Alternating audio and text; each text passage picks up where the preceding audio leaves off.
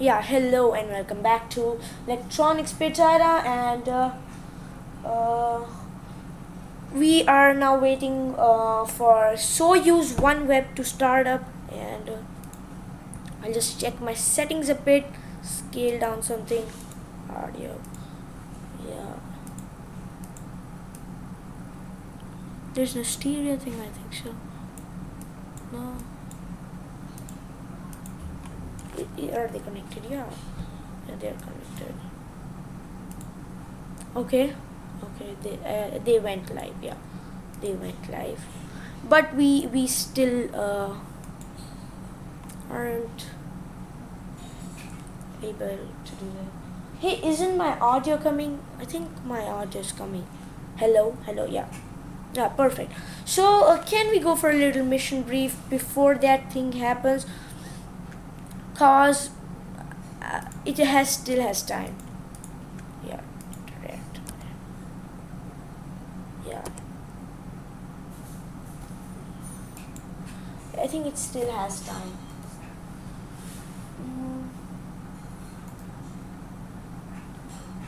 Yeah, I think this does not have volume. I thought mine didn't have volume. No, it's perfect. Well, we are joining from Pallister Vermilion. Hello again. Yeah. Nice to meet you. I thought you weren't coming. And guys, I have a big announcement. The Starship SN15 might fly or not fly, but yeah, soon any of the thing is gonna happen, and I'll be covering the Starship around daily after something is confirmed about the SN15 or SN16 with a Patreon only live stream on my Patreon. So I have pinned the message, so do check that Patreons out too. And today you will get 50 sub. Thanks, Vishwadolu. I hope your channel is going boom too. I saw your Minecraft videos. I used to see them. They were great. Let's start the mission brief. So today we are launching 36 satellites. That is the 7th batch of OneWeb satellites. That's gonna launch today, and this is the 7th time a Soyuz rocket will be carrying these satellites, and although Soyuz is Russian, the contractor for commercial launches is Arianespace today. And as we wait, we'll give you some sort of mission briefing of what's OneWeb, what's the Soyuz rocket, and all of this stuff. First of all, we should go with the Soyuz rocket. So today's rocket is the Soyuz 21B, and there is 121A.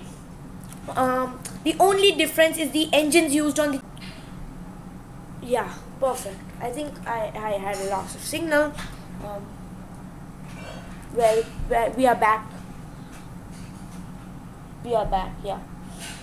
So as I was saying, the Soyuz rocket has the second version flying today. The rocket will have 4 strap-on boosters as the first stage. The second stage will be the main core booster, and the third stage will be the what we call the second stage on a Falcon rocket. And then we have a third, or the Fregat stage, that is the fourth stage or the upper stage, with a payload adapter, a dispenser. As we are not just separating all 36 in a row, but on time gaps, that's 4 each time, so that will be a 9 events that will be occurring in the deployment of these satellites. And just a minute.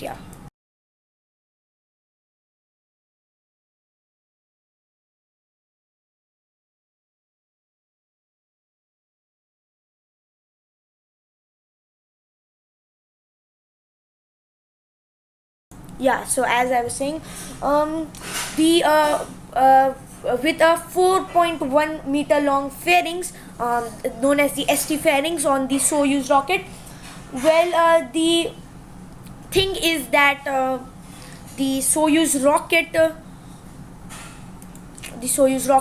will be flying with fairings. Well, we have known, got 50 subs. Are you serious? No way, no ways. Are we really on 50 subs? You can't. You.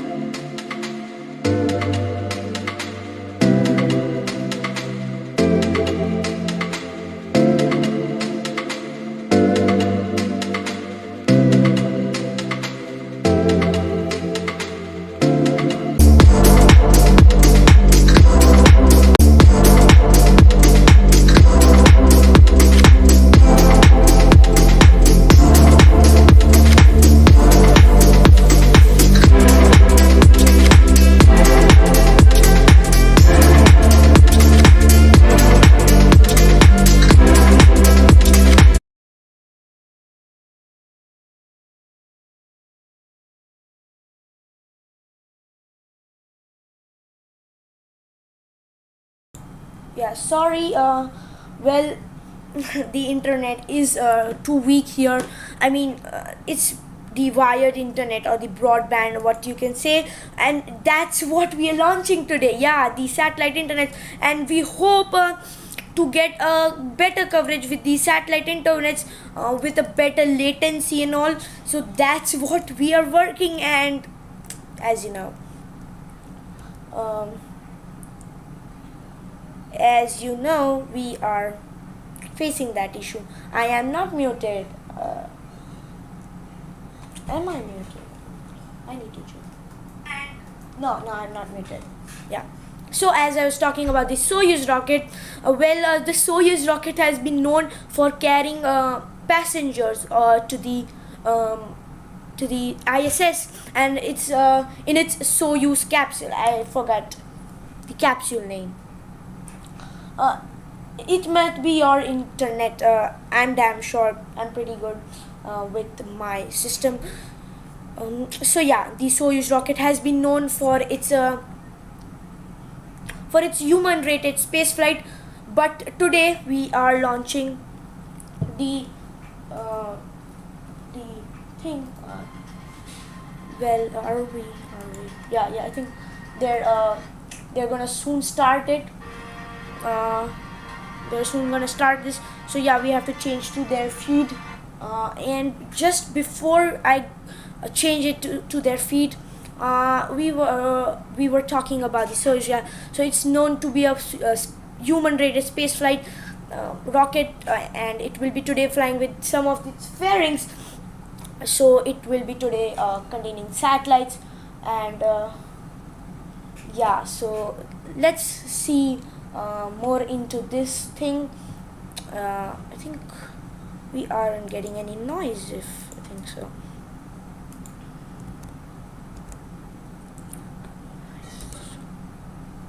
No. Yeah. I don't know what's the issue with my headsets.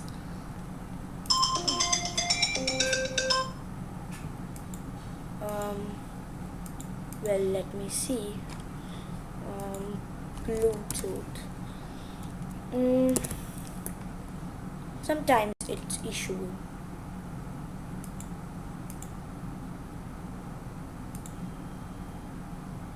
Yeah. Yeah.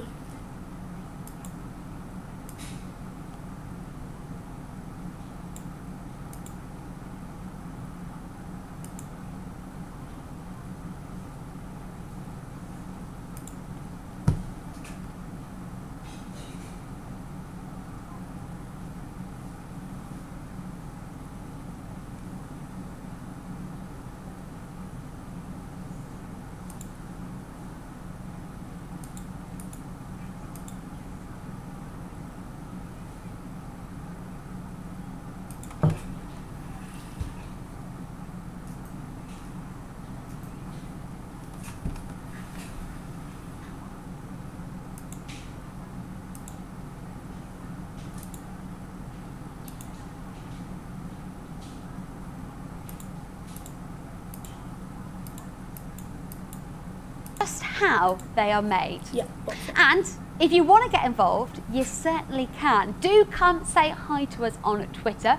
You can send us your questions via @OneWeb, or you can use the hashtag OneWebLaunch. Now, launch preparations are well underway. So let's find out what happened yesterday as we cross live to the flight desk in France to join Arianespace's CEO, Stefan Israel. A very good evening to you, Stefan. Good evening. Now, Stefan, talk me through what happened yesterday. Yes, so you know that in the last hours before the launch, after having starting the filling of the rocket, the 3 stage, we are for sure checking that all parameters are working nominally. And this is to be done to make sure that we go for a safe and reliable launch. And we have had an alert on an electrical equipment. Our partners have decided to change this electrical equipment. It is a very easy operation under standard procedure. This electrical equipment has been changed, and now the launcher is fully ready for liftoff tonight. So good news. Great. So it was quite an easy turnaround. It wasn't too difficult to sort. No, it was more than easy to do it. It is really under standard procedure. I must say it's not the first time it happens. So we know perfectly well the story, and it is absolutely with no problem. Well, I'm very pleased to hear that. Thank you very much, Stefan. Now, this is going to be your 7th launch. You and your team will operate for OneWeb out of the 19 that are planned. Can you just tell us a little bit more about what's going to actually happen tonight? Yes, so we are now in the final operations before the launch. So the liftoff shall occur at 5:38 Universal Time. And then the mission duration will be 3 hours and 51 minutes. So we will have a certain number of separations of the 36 satellites. And after this 3 hours and 51 minutes, we will have separated all the 36 satellites, and it will lead to 216 satellites for OneWeb into orbit. And you know that we separate the satellite at 450 kilometers, and then the satellite, by their own propulsion means, are going to their final destination, which is a little more than 1,000 kilometers, to be exact, 1,200 kilometers from the Earth. You know what, you make it sound almost quite simple, but I'm sure this is an incredibly complex mission that has been many months in the making, hasn't it? Yes, for sure. It's a very complex mission. We have to prepare the satellites with our friends from OneWeb Satellites. We have a team in Florida. We have also, for sure, our team in Vostochny. And we are working very closely with the customer, for sure, with OneWeb, but also with all our Russian partners, Roscosmos, RKC Progress, NPO Lavochkin, Tsenki, Glavcosmos. We are all partners to deliver a safe and reliable launch tonight. This is our goal. And let's wait now for what will happen in a few minutes. Yeah, I got to ask, how are you feeling, Stefan? Do you get nervous at this point? Are you excited? We are focused. We are very concentrated. We have to deliver. A launch is a launch. So we are focused on the tonight mission, and we will monitor the next step, and we will come back to you after. Brilliant. Well, on that note, I'll let you get back to focusing and on with the job at hand. Thank you so much for taking the time to speaking to us tonight, Stefan. Now, let's speak to OneWeb's launch expert, Vice President for Space Infrastructure Development, Maurizio Venotti. Welcome, Maurizio. Good to have you back again. Now, it'd just be great to get your thoughts on last night's postponement. We are grateful for the support from Arianespace team in both Vostochny and Paris. What is important is that the suspected anomaly was caught in time, and we look forward to today's launch. Absolutely. It is really great that they managed to solve it in time for tonight's launch. Now, before we actually get to that, let's look in more detail at the satellites themselves, because there are already 182 right now circling above us, and today's launch will bring that total to a very impressive 218. By the end of this year, the OneWeb infrastructure will be large enough to deliver continuous connectivity at latitudes above 50 degrees north, which will include the UK, Northern Europe, Canada and Alaska. Now, once the OneWeb constellation is complete, 648 satellites will connect you to fast, low latency internet wherever you may live or travel. So, whether you're mid-ocean, mid-air, or just, in the middle of nowhere when I'm off visiting my grandma on the sticks, those satellites will be able to bring connectivity for the very first time to the most hard to reach places. So let me just give you a little bit more background on the satellites themselves. They're around the size and weight of a fridge, and they are powered by lithium-ion batteries, just like electric cars. But unlike those, these guys get all their charge from solar power. The design itself consists of 4 modules, which fit together in the shape of a box to form the main structure. That modular design means that they can be manufactured quickly and cost-effectively. Now, the satellites are manufactured by OneWeb Satellites in Florida's historic Space Coast. OneWeb Satellites is a joint venture between OneWeb and Airbus, and they're able to produce 2 satellites a day for around 1/50th of the time and cost of traditional construction. Really, really impressive stuff. They're then shipped to Russia to be loaded into the dispenser, which is located at the top of Arianespace Soyuz launch vehicle. Now, compared to geostationary satellites, OneWeb satellites will orbit 30 times closer to the Earth, giving us that low latency, high speed, stable connection. The individual satellites act like nodes in a network, transferring your data wherever you are in the world. Now, earlier, I spent a little bit of time chatting with OneWeb Satellite CEO James Hines and mechanical engineer Kelsey Spagnolia to see just how these marvels come to life. Hello James, nice to meet you. Firstly, can you just give us a little bit of background on OneWeb Satellites? What makes you guys different from other satellite manufacturers? Well, Georgie, how long have you got for that answer? But I'll try and be quick. So, Georgie, thanks a lot for the privilege of talking today. Airbus OneWeb Satellites is basically a joint venture between Airbus and OneWeb. And its sole mission is to basically design and to produce satellites for low Earth orbit. And just to kind of give a couple of points of reference. So exactly what Ford did in mass production of cars and Airbus do in the mass production of aircraft is what we want to do and we are doing with satellites. And so, again, looking at those examples I told you, you're looking at many units coming off a production line in any given day. Why is it so important that you're creating them at such a rate? Well, there's 2 reasons. First of all, today is a 7th launch for OneWeb, and it's a real milestone in terms of being able to say we have built 200 operational spacecraft, able to say we have built 200 operational spacecraft, getting them delivered. So if you look at the overall size of the constellation for OneWeb, it's absolutely key that we have a factory which can deliver satellites at the rate they need to launch for the business case for their constellation.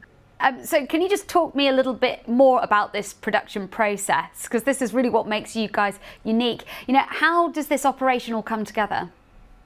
So the factory for producing the spacecraft is in Florida, but it'd be remiss of me to mention the other people who make that really a partnership. So first of all, we have a site in Toulouse, France, where we have a good few, if not the majority, of our engineering team and also support services.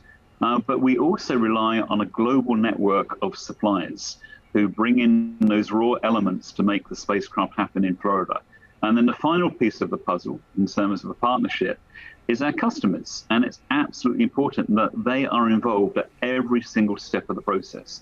So when they get those spacecraft ready for launch, like we have today, they know exactly what work, what quality, what performance has gone in to make that happen. So it's really about a global partnership, looking at our suppliers, looking at our various factories and OneWeb satellites, and of course the customer who is along with us at all points of that journey.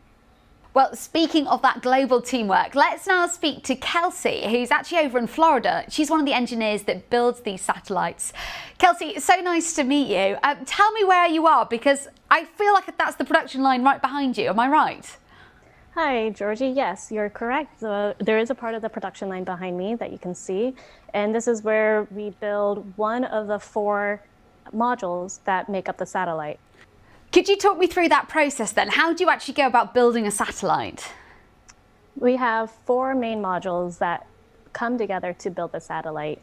The first 3 are what we call the service modules. We have the avionics module, which is the brain of the satellite. It has the computer on board that processes all of the functions for the satellite. Next, we have the propulsion module, which helps propel the satellite into its right position in orbit. And then we have our solar arrays that are the power system that use the solar energy to charge the battery, which charges the satellite. And then our last section is the payload, which is the overall purpose of the spacecraft's mission. And that for us and for our customer is to have RF communication for broadband connectivity. Well, thank you so much for joining us, Kelsey. I'll let you get back to work. Thank you. James, let me come back to you, because you mentioned earlier that global partnerships are really required to make the production process successful, but on a more local scale, by actually building OneWeb satellites in Merritt Island, you guys are really having an impact on the local economy, aren't you? We definitely are. And what I would start in terms of the answer is the importance of a two-way relationship. And it's critical in any relationship. But in Florida, we are having the great privilege of being on the Space Coast. So we have access to a great number of people, great number of skills, and also various organizations who are very, very tuned to providing that level of quality. So that's one thing which we have. But at the same time, what we're trying to do is to work with local development corporations. So we've got corporations like the Space Florida, who've helped us build that particular vision and mission, and other development corporations within Florida. But then at the same time, what we are also trying to do is we're trying to feed back into that workforce, into that ecosystem elements. So, for example, we have an apprenticeship program, which roughly runs for about 2 years, where we're developing those high-tech skills so that we're not just taking from the database and the portfolio of people around us, but we're actually trying to feed back into that workforce going forward. Brilliant. So you're both sort of tapping into the expertise that's already there in the area and also helping bring up the next generation of talent. Can I just quickly ask, how are you feeling? How does launch day feel for you? Launch day is a huge relief because you have got everything done when the customer needs it to be done. But it's also a day of great excitement to be shared with a lot of people. And there's also a little bit of nerves, not in what you've built, what you've done, but the fact that everything's coming together to go on a rocket, which is an extremely established, well-designed, proven product, but still bringing it all together on launch day. It's just a little bit of nerves, but it's a whole mixture of feelings. It's a good day. And I do wish OneWeb the very best. Absolutely. James, thank you so much for joining me. Okay, thank you. Well, speaking of those nerves, liftoff is less than 8 minutes away. Very shortly, we'll see OneWeb continuing their mission to connecting the unconnected. Now, technology has been crucial in keeping us all in contact this past year.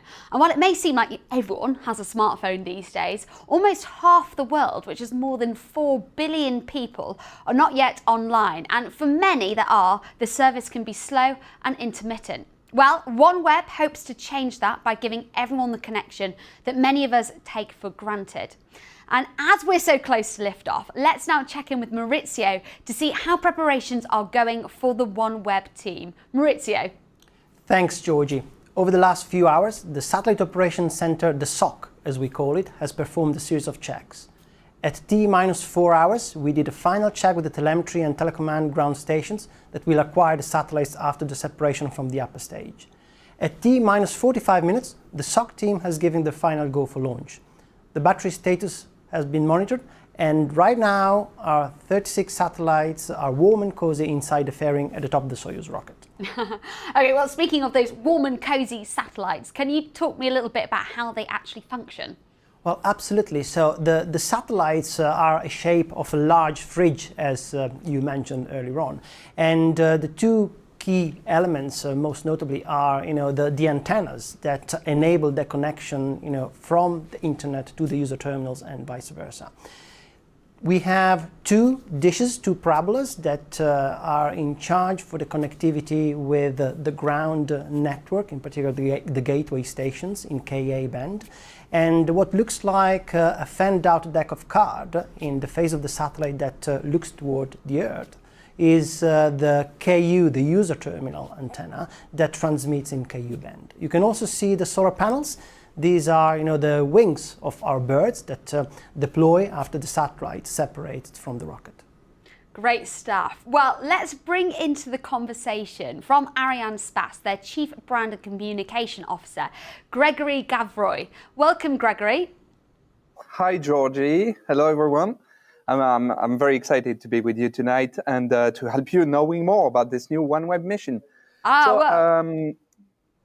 It's brilliant having you here, Gregory. Earlier this week, we actually saw the rocket being rolled into position. Can you talk us through exactly what happened? Because it's just so beautiful. Yeah, okay, Georgie, here we go. So the combined operations have consisted in, first, the integration of the complete stack of 36 OneWeb satellites on the upper stage of the Soyuz launcher. It's called the Fregat. And second, the encapsulation phase with the fairing installation. This operation has been processed horizontally, as you can see, in dedicated facility and clean room.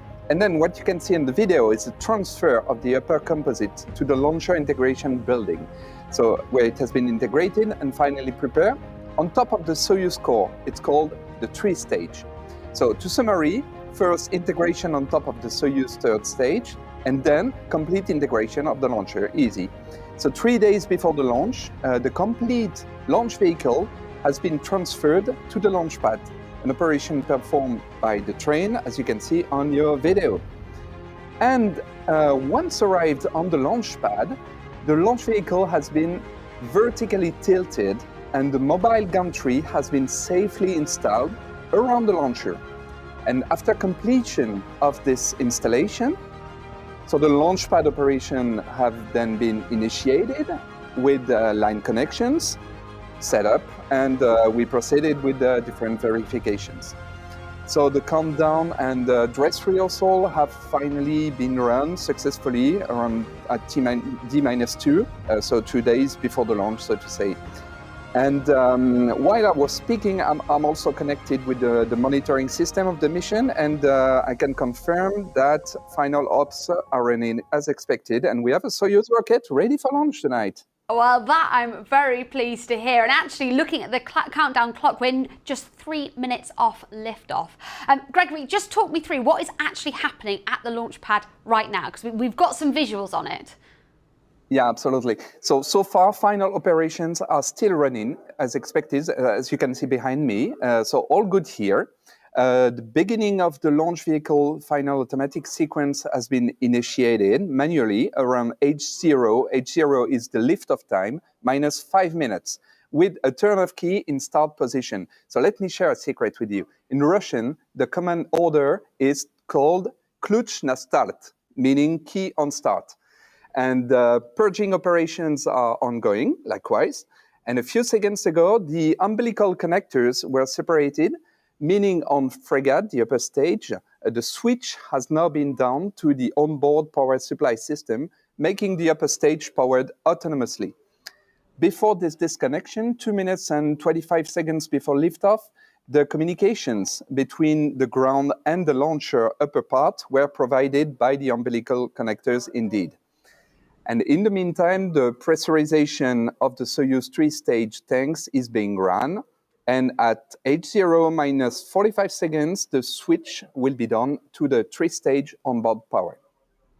Brilliant stuff. And I've just seen some lights going on there, all very exciting. Maurizio, how are you feeling right now? This is a pretty complicated mission, isn't it? It is. We've got a long journey ahead. We have a lot of satellites to drop off at different locations. It's a complex mission for Soyuz that will be completed in just under 4 hours. Now, Gregory, as we haven't got long until takeoff, can you talk me through exactly what happens in those final few seconds before the big moment? Yes, Georgie, indeed, we are getting information from a team of colleagues in Russia. We call it in French the CVI, actually the Immediate Insight Control Team. And this operational team is tracking the launch vehicle and receives telemetry data directly from it, and is thus able to confirm when a major milestone of the launch sequence has been passed. Brilliant stuff. So that is what is going to be happening in those final 30 seconds. They're going to be doing those final checks right now. Now, this is actually a very early morning launch over in Russia. It's about 2 a.m. over there. They've been working throughout the night. And as we wait for liftoff, Maurizio, just talk me through what we're seeing on the live feed here. So it's just about 30 seconds, less than 30 seconds right now. The launch was delayed by a day, and as explained by our colleagues from Arianespace, this was due to apparently an anomaly on one of the units. Oh, I can see some smoke coming out there. Actually, I can feel like the infrastructure, it's dark out there, but I feel like the infrastructure is moving away there. It's amazing, isn't it? It's really atmospherical, actually, seeing the sort of smoke around it in the night time. We're waiting for the incredible. We're almost there. So this is launch number 1939 for Soyuz rocket. And look at that, the smoke is starting to billow out, and that is it. The engines have ignited. The thrusters are going to be going through those different stages that Gregory was speaking about. Look at that blaze, it's just phenomenal. You can actually see the vibrations. And there we have it, liftoff of OneWeb's Launch 7. Look at it shooting up there, moving at phenomenal speed. That is beautiful. I mean, oh my God. I mean, I never witnessed any of these launches of the Soyuz, but now I'm sure why are they so much important, and why it's a big thing. I mean, it's so beautiful with those 4 boosters. Well, let's hear more of them, and then we'll go for a cover there. We can see some onboard cameras of it still moving. How fast is it actually going right now? So the rocket is constantly increasing its speed through different stages of the ascent. The final orbital velocity will be around 7.6 kilometers per second, not per hour, but per second. Right now, the satellites are experiencing an acceleration of about 5 Gs, which is similar to ride an extreme white-knuckle roller coaster. That's a seriously extreme roller coaster. Yes, absolutely, absolutely. We're launching also, important to say, in plane 3 tonight of our constellation. There's a long way to go, but also important to say that by the end of the day, we're going to have deployed more than 1/3 of our constellation. So 4 hours journey before all the 36 satellites are released. Oh my God. So this is the start of that 4-hour journey ahead of the satellite. Gregory, can you explain how you're getting that information that we're seeing on screen at the moment from the rocket? Yeah, absolutely. I explained to you what is the role of our colleagues in charge of the telemetry. I can confirm that the telemetry is okay and everything is nominal for the moment. I can come back on a short moment. You've experienced just a few seconds before the launch what we call the ignition sequence. So we had a progressive increasing of the thrust level. Actually, you experienced it. The goal of this progressive sequence is to make sure that the engines work normally. So we go from 20% of full power, 11 seconds before liftoff, to full thrust level at liftoff time H0. That was impressive. It was really impressive, and it's so exciting to watch, and delightful that it's been a successful liftoff. But of course, this is just the start of the journey, as Maurizio was saying. Maurizio, can you talk us through what those next stages are? So we've just seen the booster separation. So we are obviously live, and we don't need the boosters anymore. This is all part of the plan. We are shedding unnecessary weight. Brilliant stuff. And Gregory, when do we reach maximum acceleration? And is that a very particular point? Is it important? Yeah, absolutely, Georgie. This is critical. This is actually the job of the first stage of our Soyuz rocket, is to get the launch vehicle away from the Earth, So it is needed to provide maximum acceleration level from the very moment of the liftoff, actually. So the first stage, which consists in 4 boosters arranged around the central core, it's called the bundle, and it Bomber, yeah. So we have an on-time liftoff. We had booster separation, and currently we're expecting the next event is the separation of the central core with the cutoff, and then the separation of the third stage. So there is no mention of the ignition, but yeah, obviously we will have an ignition of the third stage engine. We'll then brief you more about this rocket and all. I thought we could talk about it before the stream started, but we had some internet issues and could not cover it all, but we will now be doing that. Acoustic vibrations at liftoff and also friction when the launcher is flying through the dense part of the atmosphere at very high speed. At the present altitude, there's no more atmosphere, so no need to maintain the fairing on the launcher to protect the satellite. So the launcher will be soon liberated from these dead weights as well. And if you could see the satellites right now, you would notice that they are attached to a central dispenser in a configuration that resembles a corn kernel. Each of them having a truncated pyramid configuration that maximizes the number of satellites inside the fairing itself. But we are now at the end of the second stage phase. Brilliant. So, Gregory, can you talk us through what the next stage is then? Yeah, absolutely. And first, Maurizio just mentioned the fairing. I can confirm it has been jettisoned and separated. Great as well news. as the first stage. So great news, the launch Success is going well. so far. Yes, it is. It's going very well. And still in order to save weight, as Maurizio mentioned, the second stage and the fairing has been separated. And it is now the turn of the third stage to burn for approximately 4 minutes and 30 seconds.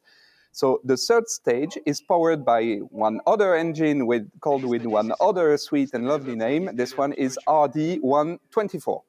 And it produces a thrust of 30 metric tons. Brilliant. So, these stages are clearly really important to the launch. Would you mind, Gregory, just giving us a sort of a summary of the stages that we've seen so far and what we can expect for the remainder of the mission? Absolutely, Georgie. Happy to. So tonight's mission started with the 4 boosters phase for a duration of about 2 minutes. Then you remember the core stage took the reins during less than 3 minutes, just a few moments after the fairing has been jettisoned and separated. Now, ahead of us, you can see it on the animation, the next step is the separation of the third stage from the nose module, which will occur 9 minutes and 22 seconds after liftoff. What is the nose model? So it includes the upper stage, called Fregat, again, the dispenser, which is the structure that gathers the satellites on the launcher, and the 36 OneWeb satellites themselves. The Fregat upper stage will start doing its job with the first ignition of its main engine in order to reach the intermediate transfer orbit. This phase will then be followed by a long ballistic phase. And the second ignition will be performed for circularization and injection of the satellites into their separation orbit. So the satellites release sequence will start with, first, the separation of the 4 satellites integrated on the top conical part of the dispenser, and then 8 successive separation of the 32 satellites integrated on the cylindrical part of the dispenser, from the top row to the bottom row, 4 satellites at once. And as illustrated on this 3D animation, it means that 9 separation events are necessary for the complete release of the 36 satellites. And between each separation event, the sequence is identical. 19 minutes, which consists in a series of maneuvers like follow. Firstly, a tilting maneuver of the nose model. Then a boost of the Fregat to gain in speed during a few seconds, with the aim to ensure enough distance between the satellites and thus to avoid the risk of a collision. Then a new tilting of the nose model to the required orientation for the satellite separations. And finally, the separation is commanded by the Fregat upper stage itself, triggering a smooth separation ensured by the relaxation and specific springs. And the end of this complex release sequence occurs a little bit less than 4 hours after the liftoff with the 9th and last sequence of satellite separation. Easy, isn't it, Georgie? I'm glad I'm not in charge of all that, but thank you. That was really helpful to just sort of get that overview of exactly what awaits the OneWeb satellites. Now, Maurizio, we've discussed stage 1 and stage 2. Can you talk us through phase 3? Yes, sure. The launch phase are always extremely exciting, and we're looking forward to confirming stage 3 separation. While waiting for that, let's take a moment to highlight that we're also in the process of deploying our ground network infrastructure, the key elements of which are the satellite access portals. These are antenna farms, as we call them, distributed across the globe. That is a key piece of what will enable the commercial service introduction and continuous connectivity at latitudes above the 50 degrees north by the end of 2021. But now we're coming closer to Fregat ignition. So Gregory, let's go back to you. Can you update us on any progress? Have you heard anything more? Yes, Georgie, so the third stage is on the way to be separated, and the Fregat upper stage is getting ready to switch on its main engine. Just looking at my colleagues to see if the third stage has been separated yet. Not yet, it's coming, I will keep you informed. And so after that, the first step is called the pre-burn phase, and it lasts 55 seconds. So its aim is to give a quick burst of acceleration, and hence to push, and I just had the confirmation that the third stage has been separated. So great. Actually, you can see that on screen as you were speaking. That's really incredible. Absolutely. So that's now confirmed. So yeah, the second stage, I think the third stage is just jettisoned, and now we are just left with the dispenser, the Fregat stage, and the payload. Yeah, obviously the payload, all the satellites. The nose model into an intermediary transfer orbit, which is actually an elliptical orbit. And the duration of this boost is just over 5 minutes. So fingers crossed now, we will be able to confirm the success of this ignition in a few seconds, so stay tuned, folks. Brilliant, I'm glad it's all going so well. Maurizio, can you talk us through what's going to happen next? Well, the next phase of the journey is about to start. The Fregat is really the smartest part of the rocket with its own brain, and will execute a series of separations as described by Gregory. This is like a school bus drop-off, as it will release 4 satellites per stop in a series of 9 separations in total. And know that as our celestial bus has only 1 gear, and after each drop-off it becomes lighter, the Fregat will have to fire its engine for a shorter period of time after each separation. Once the satellites are released, the onboard computer wakes them up, and the team at the Satellite Operations Center takes control of the satellites. Brilliant. Well, that is where we're actually going to leave the mission for the time being. So far, so good. Thank you so much, Gregory, Maurizio, and of course, the entire team at OneWeb, OneWeb Satellites and Arianespace for allowing us to join them live and for all their insights. Really exciting stuff. Well, that's nearly all we have time for. But before we go, Maurizio, as you can expect, we've had quite a few questions coming in from Twitter. People have been submitting them to you. So I thought we'd just quickly finish with you answering some of them. So our first question has come from Jeffrey, and he's asked, how does OneWeb's connectivity work over oceans? The objective of OneWeb is to deliver fast broadband at a global scale with low latency. And we can do this thanks to our ground network infrastructure that we briefly were mentioning and referring to earlier on. Is essentially a network of antennas that are grouped in antenna farms that ensure that each and every satellite at any point in time throughout the orbit is connected to the ground. And that ensures continued connectivity from a user perspective. Great stuff. And Antonella wants to know, how does someone buy OneWeb's service? Can you explain how to actually go about ordering it? It's simple. Just ask your preferred local telecom operator. There are many kinds of OneWeb customers, local communities, global enterprises, telcos, carriers and mobile operators, businesses, and governments everywhere. We aim to be partners of choice for the hardest to reach end users. And we are working with local telecom operators who invest locally, so our partners in Alaska, so that we can connect users at scale. These great distribution partners bring the service to businesses, communities, and end user customers alike. We are not a customer business. So we serve your preferred existing network provider.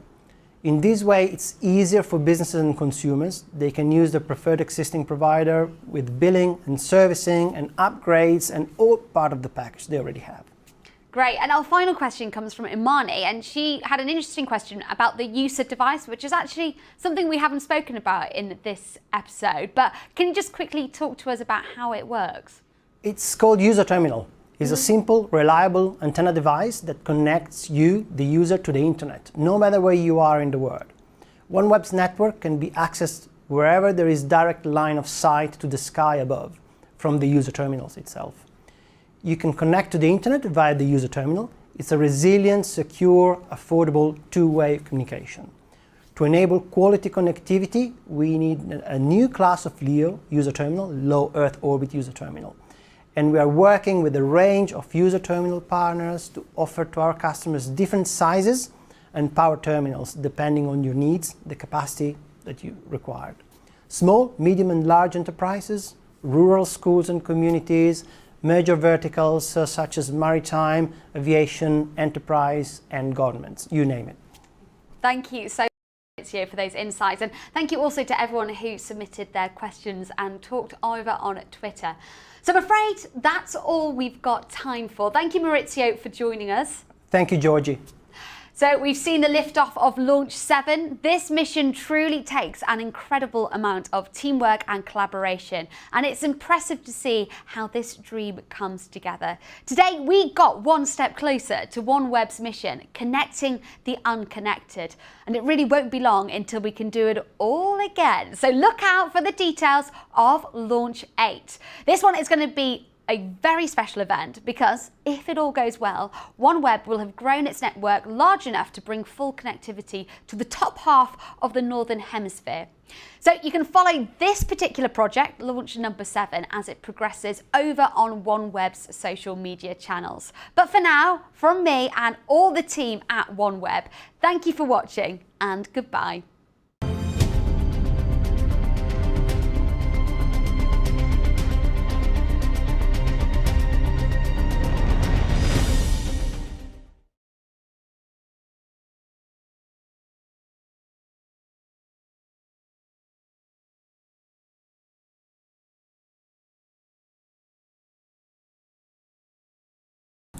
Well,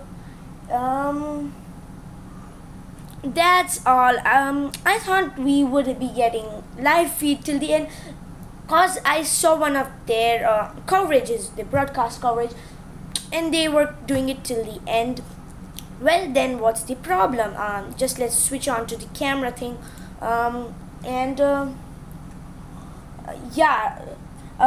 thank you, Ben Sandford, for being our Patreon. I mean, you just nailed it. I never thought of anybody doing a Patreon for me at this level, and you did it. I mean, what should I tell you?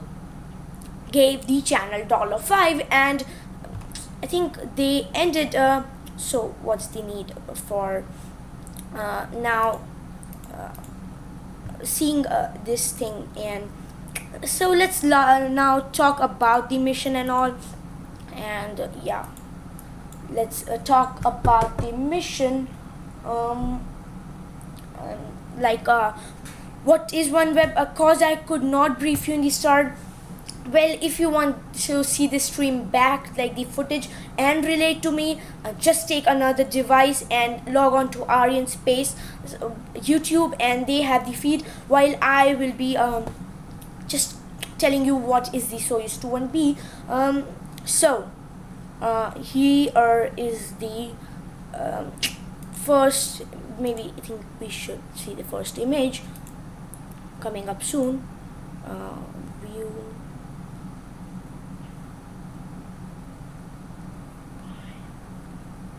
Yeah, content.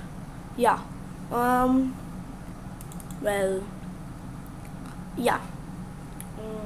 What shall I? So we start with the first stage and then go. So just keep up the good work. Thank you, Ben Sanford.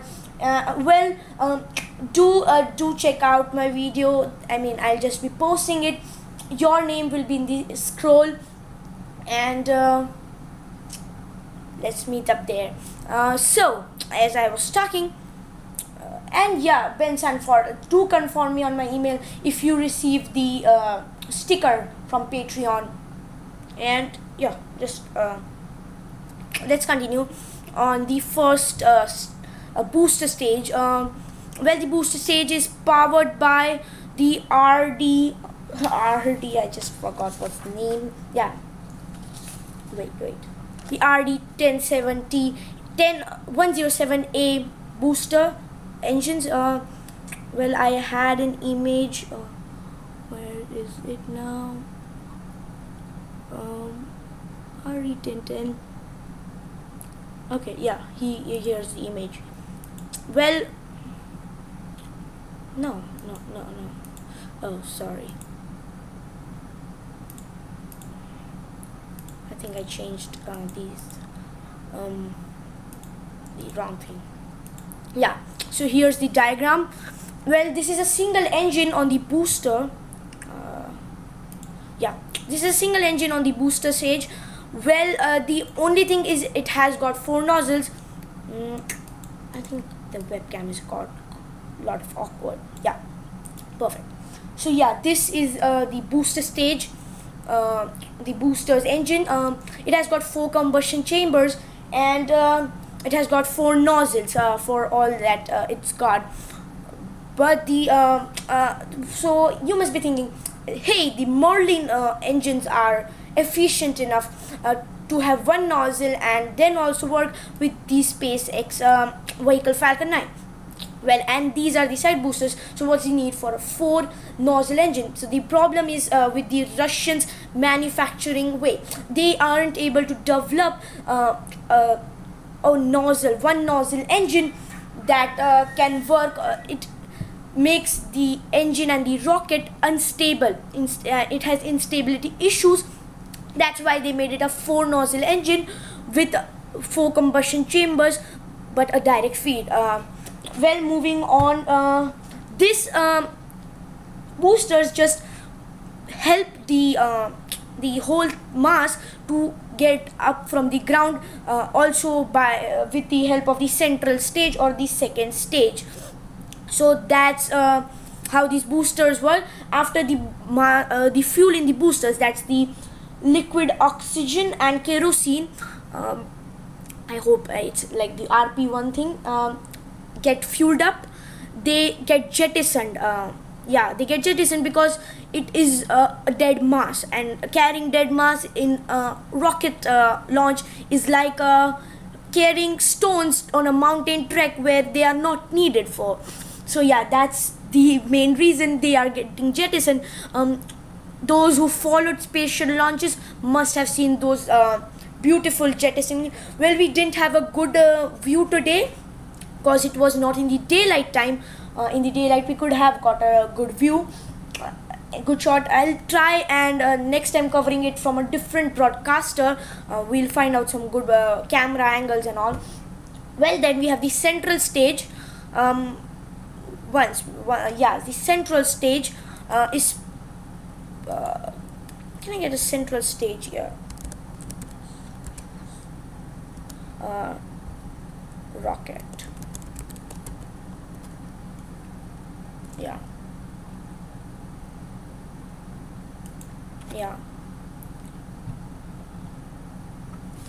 And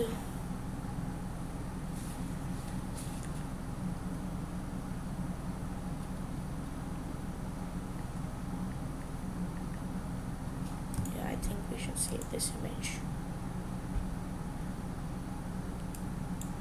No. Diagram. If you get a good one. Good graphic. Yeah, it's perfect. This is perfect. Well, this is perfect.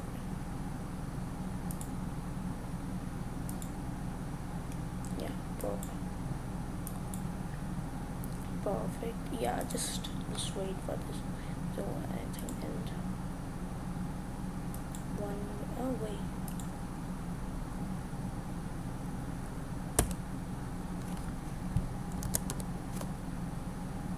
Over there.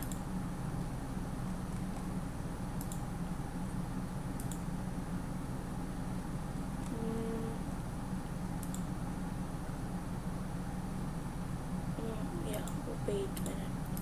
Let me confirm that thing. Where did that download go? Download.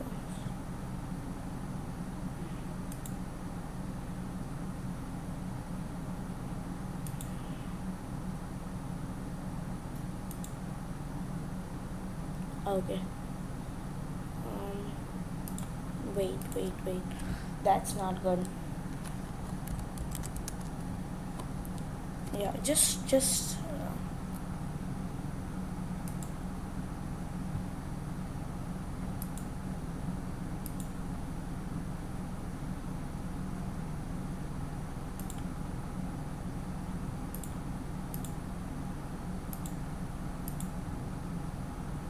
Yeah, I'm getting it. Don't leave. I'm just not getting some of the graphics.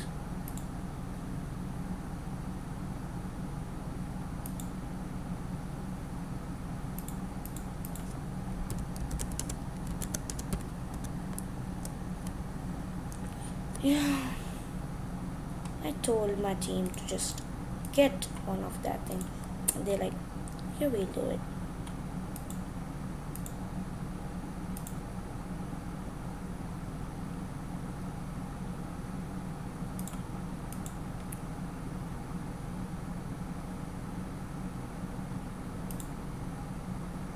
Yeah.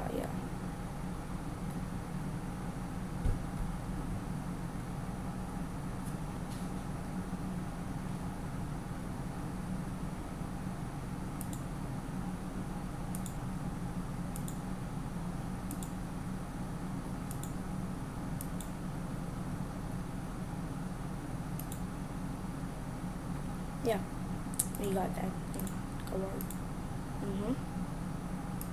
Connecting back. We're connecting. Yeah, perfect.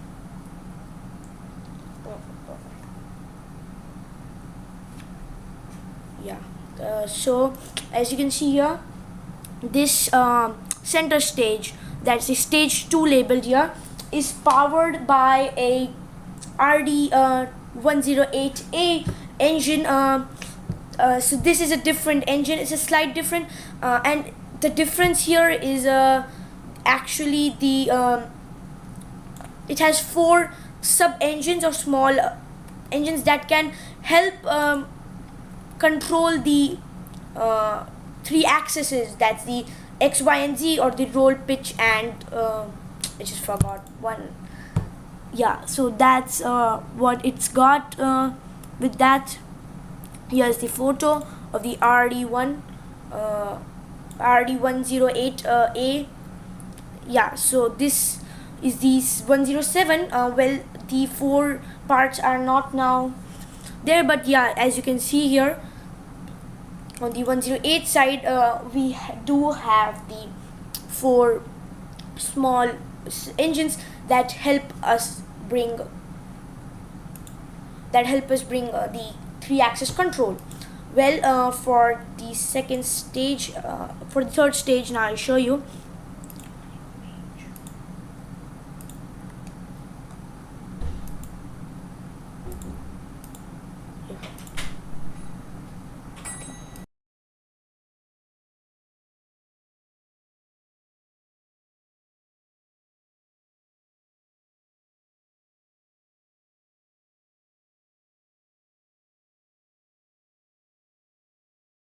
Oh, yeah, sorry, I went on mute.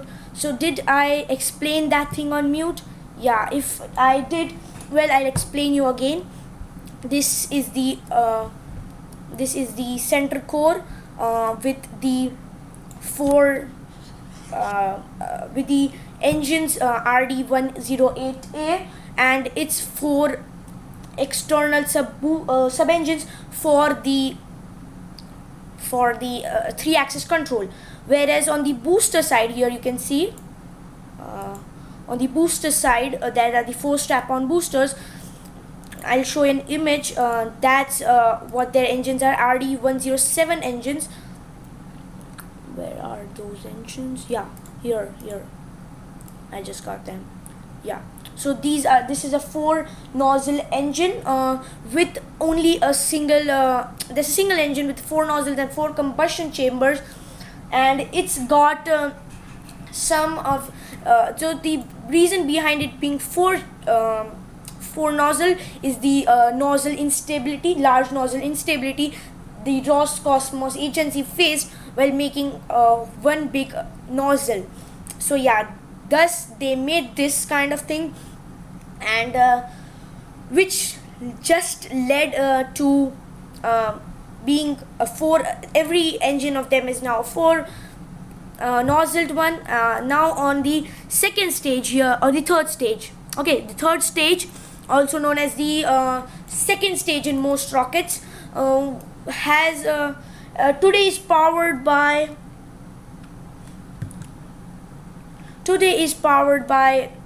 the RD-0124 engine, which you can see here on screen. Well, this is one of the RD engines. Yeah, this is also a Russian engine on the third stage.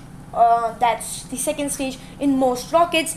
With a third stage, this also is a 4 nozzle engine, and today it's one that helps it to propel into orbit.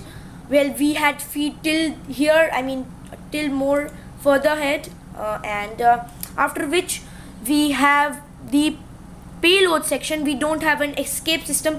It's of the Soyuz crew module, but if you see, here's a fairing, the ST4 fairing. I'll show you ST4 meter fairings on the, yeah, so here's the ST4 fairings that have been installed with mini fridge sized satellites inside. Well, we don't have any insights of launch. If I'll just tell you. And the payload, as you know, well, on the on the Fregat stage, well, I'll show you the Fregat stage if I have any visuals of. Well, Fregat stage is an upper stage which is powered by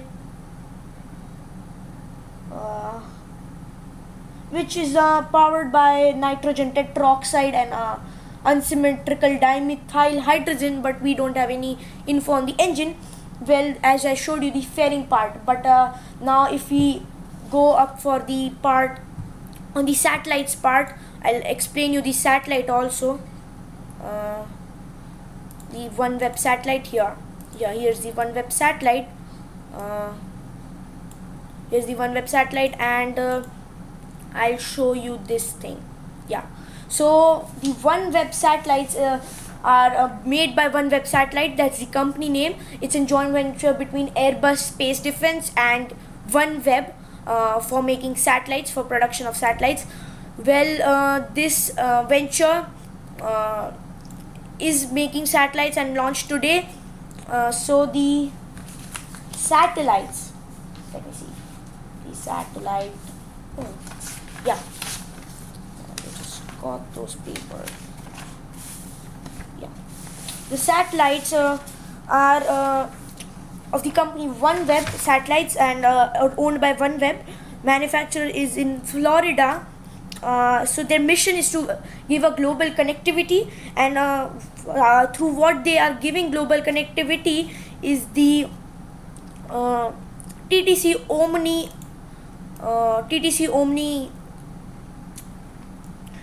antennas, these Chinese ones, and then there is this 2Ku band antennas. There, yeah, I think this is the 2Ku band. No, yeah, 2Ku band. The 2Ku band antennas, and then there's this third one, also known as the 2Ka band antennas. So that's all the telemetry. Well, they are powered by lithium ion with the solar power charging, but also for orbital insertion. This is the Xenon HET, that's electric engine. one of its kind propulsion engine in deep space. So the initial orbit is 450 kilometers, but yeah, we are gonna have a orbit of 1200 kilometers. So the Xeon thrusters will help it achieve this milestone at an inclination of 87.4 degrees. So yeah, it's a direct competition to Starlink, but Starlink is in beta service right now. So Starlink is currently in beta, but we haven't seen much from OneWeb, and yeah, OneWeb last year filed bankruptcy. So that was once when everyone said this is just space debris, but then finally Bharti Mittal of India and the UK government managed to invest in it and revive the company. So yeah, that's what OneWeb, how it got dead and revived. And so OneWeb is basically targeting the corporate and the government sector right now, and not the end user. But yeah, one announcement was made, and it was filed with the the aerospace administration to increase the satellite to 48,000. This means they are really working for end user consumption, but yeah, it's all subjects to change. Well, that's what was OneWeb. All the mission is now briefed to you. We launched from what's the name? It's hard to pronounce, but yeah, from Russia, some cosmodrome area. I'm sorry, I am not able to pronounce. It's a little tough for me, but yeah, we launched from Russia on time. Now that all is done, we will end. And yeah, a big shout out to my first Patreon. Let me see, who is the Patreon? Ben Sandford for becoming a Patreon, and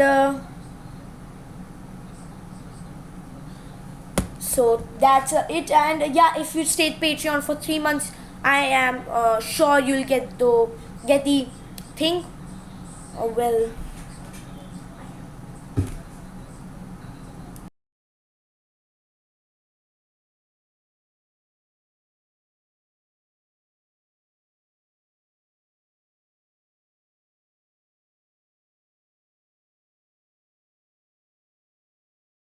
so yeah, my big shout out to my first Patreon, Ben Sanford. Sorry, the internet was just, as you know, in the starting.